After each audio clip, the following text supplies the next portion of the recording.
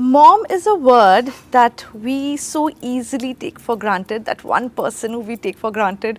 But at the same time, when we sit alone and think about it, they're the most precious people we have in our life. And here we are talking to Kajol, who is a mother, and me, a mother, sitting with a mother.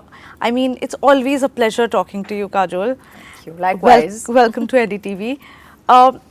I was just telling her what an emotional day it has been for me. Yeah. I've been working, just landed from Hyderabad directly for you here. And it's my baby's first day in primary school. First time she went to school for 6 hours. Oh my God! I just want to tell you, it's a really big thing. Yes. It is a really big thing. Yes. Yes. I get it. Just to be here. Yeah, I get it. I so get it. Yes. And I would have been totally okay if you had not come also. I just want to tell you that. No, it is work, and I love doing my work. Yeah. And she knows that. I was just hearing you say that, when my daughter says, do you really need to go to work? Yeah. And I say, do I stop you from going out to play? Yeah. No, but I have to go to work. I love my work. Yeah. So absolutely. And let me tell you this, I'll just give you a little bit of, I'll give you foreknowledge or hindsight. I'll tell you that, because when she grows older and she becomes a young lady of 18 years old and she starts working, she will appreciate that fact about you. She will really thank you and tell you that, thank you, Mom, for going to work when I was, young, and taking care of yourself enough, and teaching me how to take care of myself as well. So kudos, claps. Waiting Well for that done. day. So, it's being a mom is so hard. I wish somebody would have told me that. But how we hard are, it is. haven't I said we're super women? The biggest unpaid job in history. Yes, absolutely. Absolutely. But I want to ask you, I have seen this. Mothers are expected to have, motherly love the moment they give birth. Right. Mamta aani chahiye. But that's not the case. Everybody takes time.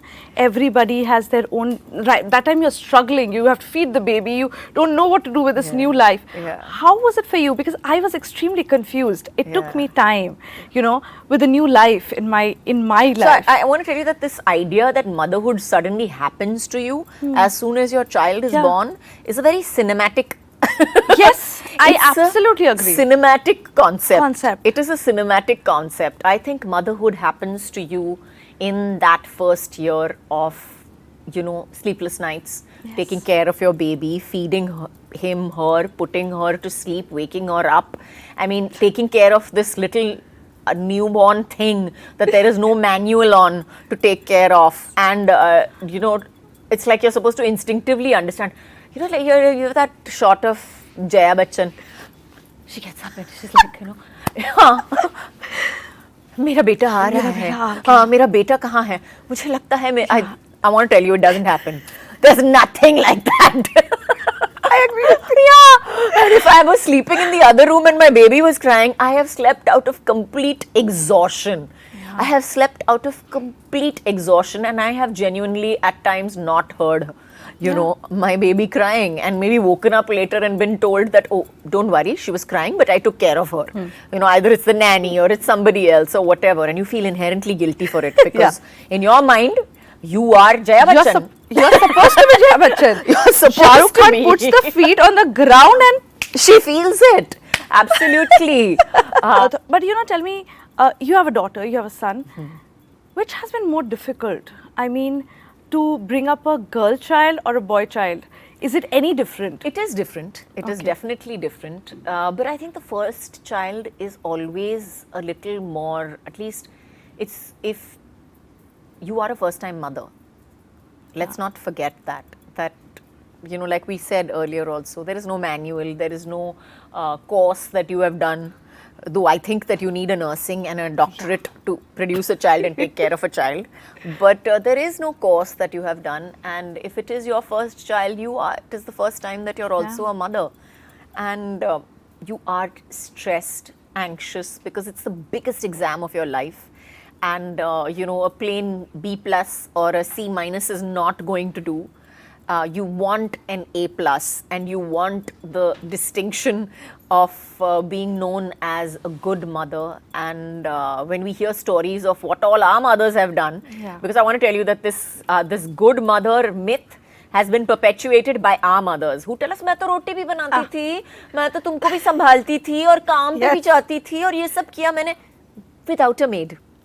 Yes, I know about that. Without help. Without help. Without any help whatsoever. मैं ये सब करती थी. And I never went through menopause. And I never went through postpartum. And ये सब तो आजकल के हैं. ये सब तो आजकल की चीजें हैं. तुम लोग ना बहुत बड़ा बतंगड़ बनाते हो ये सब चीजों का. We तो just lived our lives. So like I said, our mothers have made this whole myth for us. So we feel like we can't live up to that. We can't because it's fake. Yeah.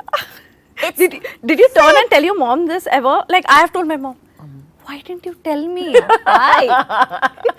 No, my mom, touch wood, never gave me that. She made sure that I realized that I was raised by a village. It was my mother, my grandmother, my great-grandmother, my mama, my mommy, my cousins, all my cousins, my father, my father's brother. So it's my father's side of the family, my mother's side of the family, everybody, she was like, they've all had a hand in raising you. You were not only raised by me, by any standards whatsoever. So that is one thing where I felt that was one good thing that I realized that, living in a joint family was a great boon to me when I had my daughter.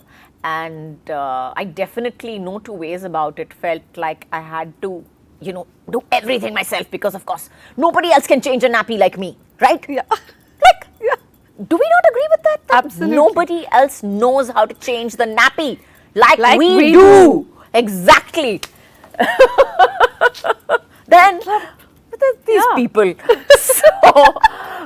So of course we go by this, that if we are the only people who can change their nappies, then how can they manage anything else? How can anybody manage anything else?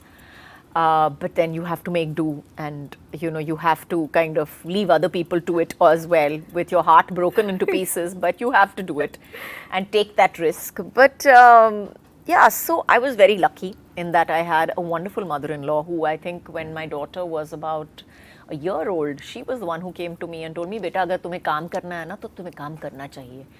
हम हैं ना घर पे और हम संभाल लेंगे, तू टेंशन मत ले, हम हैं. And my mother, my sister, my mother-in-law, everybody, kind of just was so good about it and made me feel so comfortable that I knew for a fact that when I did go back to work, and I did go back to work, I think when my daughter was about 2 years old, I did go back to work, that I went back to work with a clear mind that, okay, I'm okay with this. This is a workable solution. And working is important. Yeah. Working is really, really important. There was a period in time when I thought it wasn't. But then I was quickly disabused of that notion. Yeah. And it's your love. And why not? Yeah, exactly. If I truly enjoy it, why not? And I refuse to deprive myself of something that I enjoy. Absolutely. Really. Yeah. And you were telling me about bringing up a girl child and a boy child. That it is different. It is different. It is different. How different is it? Like, give me an example. I think boys and girls are they're just different. Yeah, that's true. They're different. I mean, whether we want to put it as one is pink and blue, I don't know. Whether it's as simple as a color difference, but the boys are boys and girls are girls. I mean, girls are a little. Though my daughter was quite a hoyden, I have to say. I have seen her only running and screaming in the hallways and whatever, all of that. But I think the basic difference is just the fact that my daughter has grown up, and she's grown up in today's day and age. She's grown up in today's day and world, and she goes out in the world, and she studied abroad in UWC. We're very proud that she went to UWC, and she went to, she's gone to Switzerland to study and all that. But when she goes out there, and then she comes back here, and I'm like, Nysa, you're in India now. You can't do this. You can't, you can't wear whatever you like, or be careful, when you go out, whether your clothes are concerned or whether the people, are concerned around you. Be careful. Don't do this, don't do that. And with my son, she sees how much easier it is for him because he's going out in shorts and a t-shirt without thinking ke, मैं gym जा रहा हूँ, नहीं जा रहा हूँ, वो बस ऐसे ही चला जा रहा है.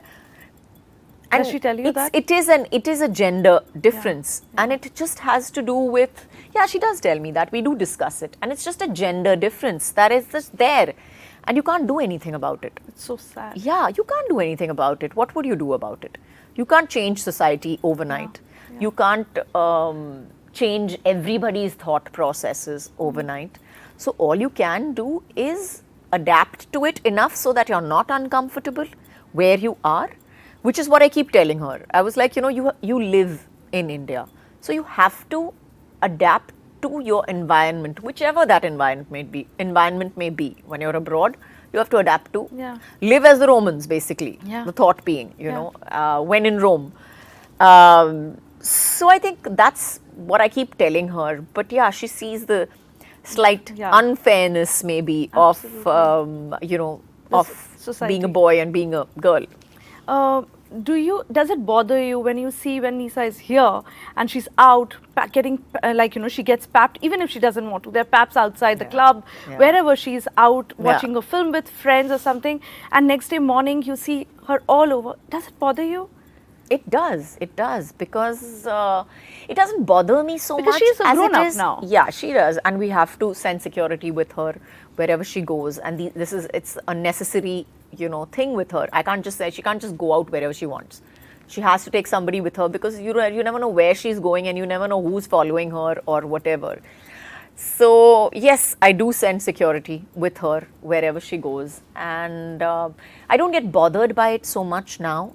But yes, it did used to bother me. Also, because it's I mean, they've been doing this since she was, I think, 14 years old. 14 or 15 years old, and I know, I don't think that's right. I think that children also should have rights. They are children till they are 18, and yes, I do think that it is wrong to follow them. I can understand if they have joined in the films and been taken that choice to become part of the industry. But if they haven't taken that choice, if they are there by genetic code, I feel that they should be given that much of liberty and space to grow up, at least. The last question, we don't have much time.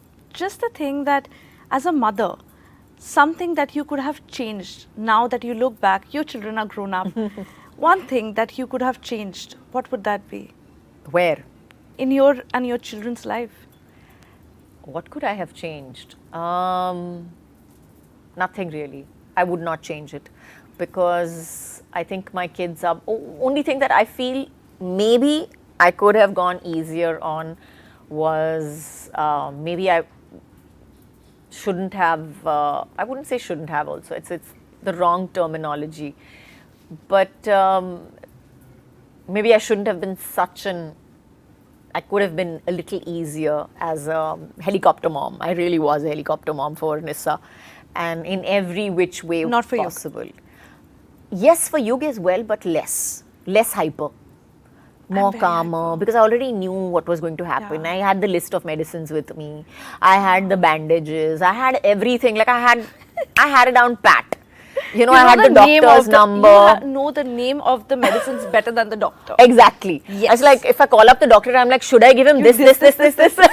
Oh my God, yes. Vomiting, I know the medicine. Exactly. I know the medicine. So it was that. So maybe I could have gone a little easier on that aspect of it, and not stressed her out so much also. Yeah. You want to give me an advice? No, nothing. The only advice I'll tell you is that the only advice I can give you is just stop listening to everybody else, and and do what you think is right, and play it by ear. Every day is a new day. Your child is wonderful, and your children love you unconditionally, the same way that you love them. They do. And whether you say, you're here today, and she's 6 years old, I know, But tomorrow, when you ask her what's happening with her, she's not going to blame you.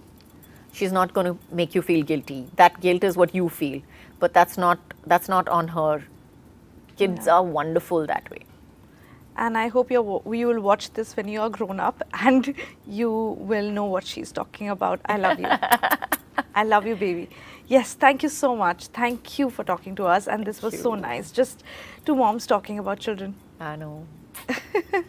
Thank you. In front of this big fat माँ का माँ poster. का poster.